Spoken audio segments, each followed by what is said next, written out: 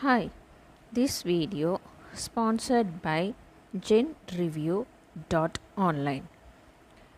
என்னோட வீடியோவை நீங்கள் ஃபஸ்ட் டைம் பார்க்கறதா இருந்தால் சப்ஸ்கிரைப் பண்ணுங்கள், கூடவே பெல் ஐக்கானை கிளிக் பண்ணுங்கள்.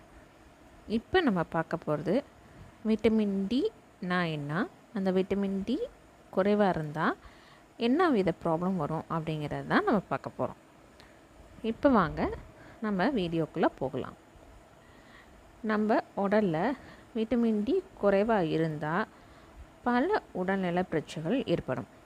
அதில் முக்கியமானது முழங்கால் வலி, முதுகு வலி, எல்லா வித எலும்பும் வலிக்கிற மாதிரி ஒரு ஃபீல் நம்ம பண்ணுவோம். விட்டமின் டி குறைபாடு தூக்கம் இல்லாத ஒரு ஃபீலிங்கு நமக்கு ஏற்படும். மனநிலையும் நமக்கு ஒரு மாதிரி டிப்ரெஷனில் இருக்கிற மாதிரியே இருக்கும். சிலருக்கு எடையும் அதிகரிக்க வாய்ப்பு இருக்கும். இதை நீங்கள் விட்டமின் டி சரியான அளவு நீங்கள் எடுத்துக்கிட்டிங்கன்னா சரியாகலாம். மனிதனுக்கு ஏன் விட்டமின் டி ரொம்ப முக்கியமானது, அது ஏன் பயன்படுது அப்படிங்கிறத நம்ம கண்டிப்பாக தெரிஞ்சுக்கணும். அது எப்படி நமக்கு கிடைக்கும் அப்படின்னா, முக்கியமாக நம்ம சூரிய ஒளியிலேருந்து தான் விட்டமின் டி நமக்கு கிடைக்கும்.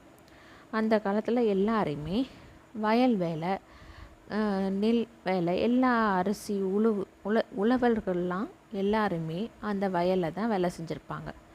ஆனால் இப்போ நம்ம காலகட்டத்தில் பில்டிங்கில் ஏசி ரூமில் நம்ம உட்காந்து வேலை பார்ப்போம்.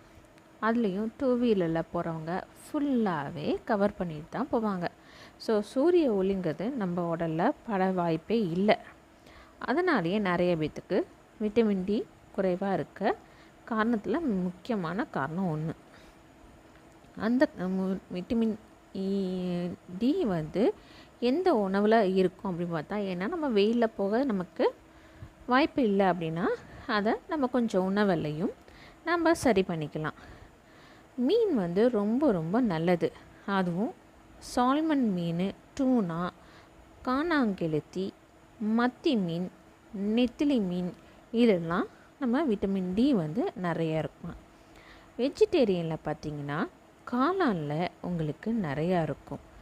காளான் நிறைய பேத்துக்கு பிடிக்காமல் இருக்கும். ஆனால் காளான் அவாய்ட் பண்ணாமல் நீங்கள் சாப்பிட்றது ரொம்ப ரொம்ப முக்கியம்.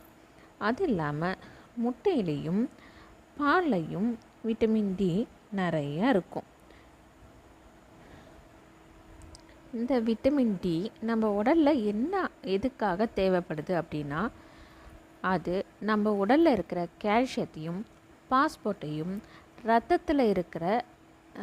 நம்ம ரத்தத்தில் கால்சியமும் பாஸ்போர்ட்டும் இன்னும் சில வித விட்டமின்ஸும் இருக்கும். இதெல்லாம் சரியான விதத்தில் உறிஞ்சு நம்மளோட உடலுக்கு தேவையான இடத்துல அது கொடுக்கறது தான் அதோட முக்கிய பங்கு. ஏன்னா ரத்தத்தில் கால்சியம் இருக்கும், ஆனால் அதை கரெக்டான இடத்துக்கு கரெக்டாக கொண்டு போய் சேர்க்கணும் அப்படின்னா அது விட்டமின் டியால் தான். ஏன்னா நம்ம சாப்பிட்ற சாப்பாடுலேயும் என்ன தான் கால்சியம் இருந்தாலும் அது எப்படி நம்ம ரத்தத்துக்கு வரும், ரத்தத்தில் இருக்கிறது எப்படி மற்ற பார்ட்ஸ்க்கு கொண்டு போகும், அதெல்லாம் முக்கிய பங்கு இந்த விட்டமின் டியில் தான் இருக்குது. ஸோ விட்டமின் டிங்கிறது ரொம்ப ரொம்ப முக்கியமான ஒரு விஷயம். இந்த விட்டமின் டி சரியாக இல்லைன்னா, சரியான அளவில் நம்ம உடம்புல இல்லைன்னா, நம்ம என்ன தான் கால்சியம் நிறைந்த உணவுகளை சாப்பிட்டோம் நமக்கு எந்த விதத்துலேயும் அது பயனளிக்காது. அதனால் நம்ம விட்டமின் டி கரெக்டான அளவு இருக்குதா அப்படிங்கிறத செக் பண்ணிக்கணும்.